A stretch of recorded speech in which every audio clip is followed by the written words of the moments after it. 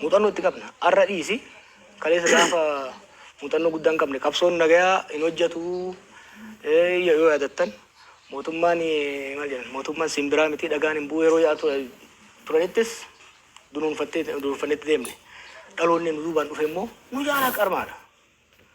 Nu jaalaa qarmaa nu caalaa bilchaataadha. Wanni nama jechaa jiru maali? Kuni waamicha mootummaadha. Karaa nama deemaa jiran kun Itoophiyaas kasaarsa, isaanis kasaarsa. Salphinaaf kaani Oromoo immoo salphinatti fidaa jiran. Oromootti diina baay'isaa jiran. Saamichi, tuffiin, diigumsi isaan biyya irratti geessaa jiran kun Oromoo bitaa mirgaan diinatti baay'isaa jira. Oromoon diina baay'ifachuudhaaf hin qabsoofne. Oromoon sirna gitoota kaleessaa kan irratti qabsaa'eef Amaara keessaa waan bayaniif, Tigree keessaa waan bayaniif sun ta'in miidhaan narra gahuu narraa dhaabate saba hundaa wajjin walqixa ta'ee qabsaa'uu jiraachuun barbaada. Sirna dimokiraatawaa, sirna federaalawaa kan hanqee kiyyatti ittiin bulchu, kan kunis qe'ee ofiitti ittiin bulchu, sadarkaa federaalatti immoo wal kabanyee, wal jaalannee waliin bullu jaarrachuun barbaada. Har'a maqaa Oromoo dahataniit keessattuu deenjarrii nama deemaa jiru. Oromootti fayyadamti. Kan irraa kaan si gaafachuu barbaade mootummaan kun kan jedhamu mootummaa Oromoo jedhan.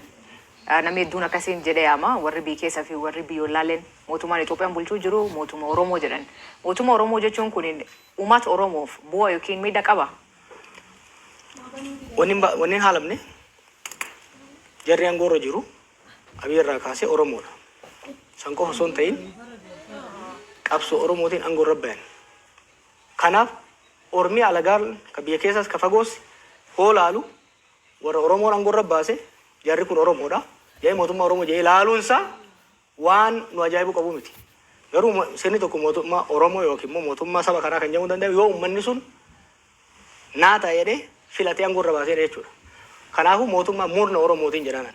Mootummaa Abiy, mootummaa murna Oromootiin mootummaa Abiy jettee yoo keesseen alatti mootummaa Oromoo jettu. Garuu hubannaan sabni biraa godhu kun humna lama jira mootummaa Oromoo kana ka'uuf. Tokko warra Oromoo amalee cabsuu barbaadan, Oromoo qaanyeessuu barbaadan, warra Oromoo mataa qabsiisuu barbaadan ture, warra taranyaa hidhee deemuu barbaadu. Kun warra murnaati. Hojii hojjetan kana yoo ilaalte amma haasaa Oromoo waggaa waliin qaban haasayan. Akka waan Oromoo fayyadanitti, akka waan Oromoon faayidaa addaa qabutti dhiyeessu ormaa mootummaa kun.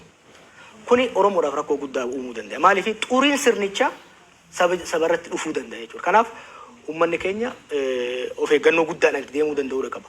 Uummanni keenya dirqama guddaa qaba jechuudha. Laal kaleessa gateettii Oromootiin aangootti bayan. Egaa aangootti bayatan booda humnoota Amaaraa maqaa Itoophiyaatiin faarsaa sobaa uf jala diriirsanitti humnoota siyaasaa Oromootii fi humnoota siyaasaa Tigraay rukutan. Amma immoo waggaa humnoota Tigraay wajjin nagaa buusanii humnoota Amaaraatiin wal lolan Oromoo jalatti dahatanitti maqaa Oromootiin of dhoksaa of haguuganii Amaara cabsuu barbaadan. Humnoota siyaasaa Amaaraa wajjin garaagarummaa yeroo dheeraa qabna. Mootonni isaan keessaa bayan miidhaa guddaa saba keenya irraan gahan. Nuyi garuu Amaara irraa haaloo bahuu irraa hajaan qabna. Nuti Amaara wajjin daangaa bal'aa waliin qabna. Hariiroo yeroo dheeraa waliin qabna. Garaagarummaa qabnu falmiidhaan furanna. Garuu sirna abbaa irree tokko bira dhaabannee Amaara cabsuu, Tigree cabsuu waan jedhu hin qabnu jechuudha. Itoophiyaan kaleessa maal jechaa turre? Itoophiyaan Oromoodhaaf hin taane namuufuu hin taatu jechaa ture gaafa qabsoofne. Har'a immoo Itoophiyaan Amaaraan hin taane Oromoodhaaf hin taatu. Itoophiyaan Tigreedhaaf hin taane Oromoodhaaf hin taatu. Itoophiyaan Oromoodhaaf taatu ka isaafis nagaa kennitu. Ka haqa isaa eeyyitu. Ka Amaaraafis haqa isaa eeyyitu. Amaaraafis nagaa eeysiftu. Kan Tigreefis taatu, kan Somaaleefis taatutu barbaanna nuti. Nuti maqaa keenyaan maqaa Oromootiin abbaan fedhe ol ba'ee saba biraa akka cunqursu barbaadu. Maaliifi nutu akkas ta'aa ture kaleessa. Kalee murni Amaara keessaa ba'e Amaara keessa dahatee maqaa Itoophiyaatiin uummata keenya faqaa ture. Waggoota 27 murni Tigraay keessaa ba'e maqaa Tigraayin saba keenya faqaa ture. Har'a immoo madaan nurra gahe maddaa saba biraatti irra gahuu hin hayyamnu jechuudha. Kan dura dhaabachuu qabnu. Maaliifi kana yoo callifne rakkoo uummata Tigraay irra gahe hubachuun barbaachisaadha. Boru gaafa sirni kun kufu waliin akkan kufne. Garee Alawaayitii jedhamu jira Siiriyaa keessa. Waggaa 50 wayiif maatiin Alasad isaaniin of marsee maqaa isaaniitiin uummata saba bal'aa biyyattii cunqursaa ture. Har'a yeroo isaan kufan uummanni sun rakkina hamaaf saaxilame jechuudha. Kanaaf Oromoon sirni kun gaafa kufu maqaa isaa nyaatee akkan kufne of eeggannoo guddaa godhuu qaba jechuudha. Amma filannoo biyyaalessaa waggaa dhufu taasifama jedhamee eegama. Ni hirmaatta. Akka paartiitti jechuu kiyya. Achiin waa gahu. Ilma keenya jedhee haa gahu filannoo kana duratti paartiin ati keessa miseensa turte boykoot godhee kun hin hirmaanne. Tarii filannoo ta'an irratti amma ilaalcha siyaasaa baay'ee dhiyeessaa jirta. Erga mana hidhaatii baatee booda immoo tasgabbooftee gidduu dhaabattee dubbataa turte. Egaa dhiyootti immoo mootummaa baay'ee qeeqaa jirta. Akka kana dura yeroo aktiivizummaa yookiin immoo ala teessee mootummaa qeeqaa turte sana fakkaata ilaalchi kee gaafa ilaalee jedhu. Tarii filannoo dhufu irratti hirmaachuun kee hagam mirkana yaada akkasii qabda. Kosi ija achiin waa gahu maaliif isin jee si fakkaate. Haala qabataa amma Itoophiyaa keessa jiruun filannoo godhuu hin danda'amu. Dachiin biyyattii parsantii 70 ol harka to'annaa mootummaa jala hin jiru jechuudha. Filannoo gaggeessuu hin danda'u. Taa'u bara mootummaan fidee riphee lolaa uummata irraa raabsaa. Torban dabre kan naannoo Amaaraa keessa konkolaataan takka socho'an turre. You cannot have an election where the state does not have a control over the physical space. Waan kana bara wani amma sitti mukana I was telling them goota lamaan dabre kana haa callisu malee miidiyaarraa qondaalota kan waraanaas kan siviilis you are losing it. Biyyattii isin harkatti shunquyxee harka ganaa keessanitti. Abiy Ahmed, Shimallisi, Adaanechii fi namichi Amaaraa suni they are co-mayors of Addis Ababa. Addis Ababa ko waliin bulchan, Finfinnee ko waliin bulchaa jiran beeki. The rest of the country is not in their control. Haala akkasii keessatti waa'ee filannoo dubbachuun rakkisaadha. Maaliif filannoon tokko legitimacy qabaachuu kan danda'u yoo xiqqaate constituency bakka namni irraa filamu 2/3 keessatti filannoon gaggeeffamuu danda'uu qabaa jechuudha. Haala ammaatiin parsantii 30 keessattuu filannoo gaggeessuu hin danda'amu. Oromiyaa fi Amaaraa keessatti particularly increasingly South keessattis jechuudha. Kanaaf priority Itoophiyaa ammatti filannoo miti. Ana waa'ee filannoo kaasaa ture, waa'ee dimokiraasii, waa'ee meeqa kan advocate godhaa ture miti. Maal jedhu Oromoo gama maaku mataa jirutti sabbata maran. Yookiin immoo maal jettan warri Booranaa ka maran ka ruufa maranii. Ruufa maran. Yoo mataan hin jirre ruufa maran. Itoophiyaa mootummaan harka hin qabne keessatti filannoo gaggeessuun hin danda'amu. So first thing first, we need to restore peace. Akkamii fiduu danda'u keessumaa fakkeenyaaf naannoo Oromiyaa keessa walitti bu'iinsi jira waggaa 5 deemaa jira. Erga mootummaan humnoota federaalaallee bobbaasee waggaa 6 ta'eera. Naannoo Amaaraa keessas immoo erga waraanni Tigraay keessa dhumee booda deebi'ee hammaateera. Rakkoowwan walitti bu'iinsawwan naannolee lamaan keessa jiran keessaa kamtu furuuf cimaadha. Akkaminis immoo furamuu danda'a walitti bu'iinsawwan Itoophiyaa keessa jiran kun. Wantoonni ijoo hojjetamuu qaban maal akka nama siyaasa tokkotti tokko 2-3 wanni itti hirreessuu dandeessu. Furuudhaaf fedhiin jiraannin furuudhaaf laafaadha. Akkamiin Biitiin carraa guddaa qabdi. Tokkoffaa namni lola ifatee jira. Maaliif lola ifatee fakkaate? Itoophiyaan lola keessa turteerti erguma uumamte irraa kaasee. Bara Haile Sillaasee lolli ture, bara Dargii lolli ture, bara IPRDF haamul xiqqaatu malee lolli ture. Lolli hagammaa godhamaa ture qarqara irratti. Ogaden keessatti, gammoojjii Baalee fi Harargee keessatti, Eertiraa keessatti. Lolli waggaa 6 dabree kun immoo handhuura biyyattiitti godhamaa jira. Oromiyaa keessatti Shawaadha. Arsiidha. Amma lolli guddaan qarqara Wallaggaa hin jiru. Waraanni guddaan kan jiru godinoota Shawaa keessa, godinoota Arsii keessa, Gujii fi Baalee. Itu galeessa. Amaara keessa lolli eessa kan godhamaa jiru. Dur Amaarri PRP eessa Qaaraa garas gara daangaa Sudaanii lolaa ture. Tigraay soo taate qarqara ture. Amma lolli Amaara eessa godhamaa jira. Jiddu gala Gondar, jiddu gala Goojjam, Shawaa kaabaa keessa godhamaa jira jechuudha. Lafa naannoon kun maali? Lafa oomishaan beekamu uummanni bal'aan keessa jiru jechuudha. Kanaaf durii gaafa lolli qarqara godhamu uummattoonni Itoophiyaa jiddu galeessa jiran darbee ilmaan erganii sinqii hin ergan. Amma garuu lolli qe'ee isaanii irratti godhamaa jira jechuudha. Kan kun uummata baay'ee nuffisiisee jira. Uummanni Itoophiyaa kan Oromiyaa keessa jirus, kan Amaaraa keessa jiru, kan Tigraay keessa jirus lola ifatee jira jechuudha. Akka kaleessatti naa cabsi. Uummanni Itoophiyaa keessatti maraatu saayikoosisii ture from 2019 to 2022. Amma sun fayyee namni amma araara barbaada uummanni akka uummataatti.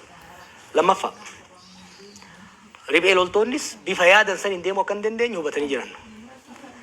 Kabiraa hawaasni addunyaa biyyoonni ollaa keenyas ture ta'e kan fagoo jiran biyyi tun addaan faca'uu heddii jedhanii sodaa guddaa keessa jira waan jiraniif bifa danda'ame hundaan tumsa nuu gochuudhaaf araara akka dhufu tumsa nuu gochuudhaaf qophiidha.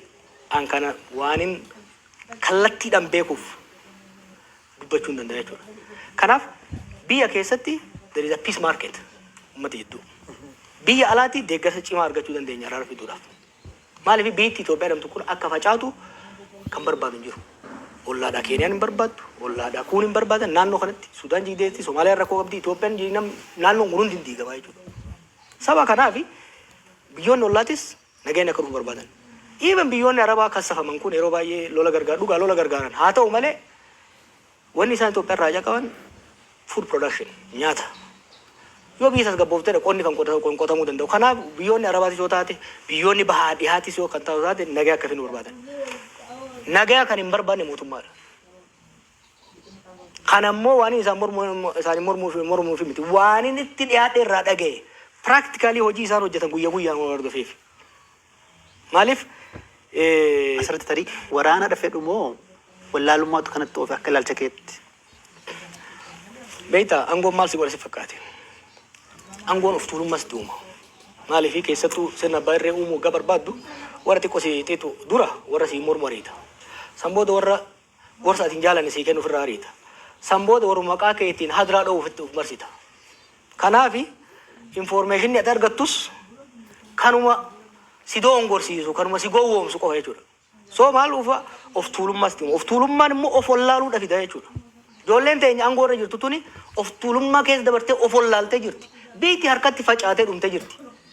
Garuu isaan hoggaa walgaan hunda kabajamoo muumicha halaqa jechuun alatti hoggaan bira dhufan amma I'm sick of them amma ministeerota isaanii kana hoggaan bira dhufanii namatan hoggaa isa bira dhaqan kabajamoo muumicha jedhanii odoo kana godhan biyya harka isaaniitti deemteetti maaliif nagaan barbaanne gaafa dura dubbiin abaa otoo eegaltu ijoolleen tun nama 200 geessu maal naan jedhan sitti fakkaate maaluma waa'ee abaa kana cinqamtaati mallasuu bari maqaa abaa sila Oromoo mormiin dhiisu mormiin aadaa isaa ta'eera ammallee jedhanii bar mormiin amma Oromoodhaaf aadaa ta'eera jarri kuni Oromoon tuni silaa nuuni mormuun ooltu mallas beek maqaa abaa otiin fayyadameeti abaa Oromoo nama rakkiftu hunda kabalee hidhatti nagaa angoora ture nulleen silaa Oromoon nu mormuun dhiiftu maqaa abaa maal isaan ka yaadanii marroon gidaamii ture jedhanii yaadan. They did not understand the transformative impact of the 2018 change. Jijjiirama statein angoon north irraa south shift godhuun seismic shift isan hubachuu hin dandeenye. Structural change dhufaa biyya sanitti akkasuma addunyaa irratti waan jijjiiramaa deemaa jiru kana hubanne beekte gaafsa. Ammoo maali? Ammoo waan baay'ee balleessanii jiran. Araaratti deemnee kan jennu taate nu harkaa diigamtu waan jedhu sodaatan angoo dhabnaa inni irra kan waan jedhan kan san keessa inni sodaarraa kan ka'e gara odaatuu deemaa jiran. Garuu namni asirraa barachuu danda'u qaba. Baay'ee bareeda. Dhaggeeffattoota keenya egaa tamsaasa kallattii BBC Afaan Oromoo irratti jirra. Keessumaan keenya nama siyaasaa Jawaar Mohammadii qeeqa akkasumas immoo himannaa garaa garaa mootummaa irratti dhiyeessaa jira Jawaar Mohammad. Namoota siyaasaa paartii biyya bulchuu yookiin mootummaa Itoophiyaa keessa jiran yoo dubbachuu barbaadan balballi keenya banaadha. As dhiyaatanii yaada isaanii biraan ga'uu danda'u. Isaan keessummeessuuf qophiidha. Gaaffii nutti ce'uu dandeenya. Achirratti qondaalli mootummaa fedhe dhufee na wajjin haasa'u mormuu barbaannan I'm ready. Asitti isin duratti anytime abbaan fedhe dhufee factually waan an jedhu kun sirrii miti. Diinagdeen Itoophiyaa kufaan jiru. Waraanni biyyatti akka reermaatti nyaatee gombisaan jiru. I am desperately trying to save my people. Ummanni kiyya seerni kun ummata kiyya qabatee qilee kan dhahineef inni yaalaa jira. Diinummaan qabu jibbarraan qabu.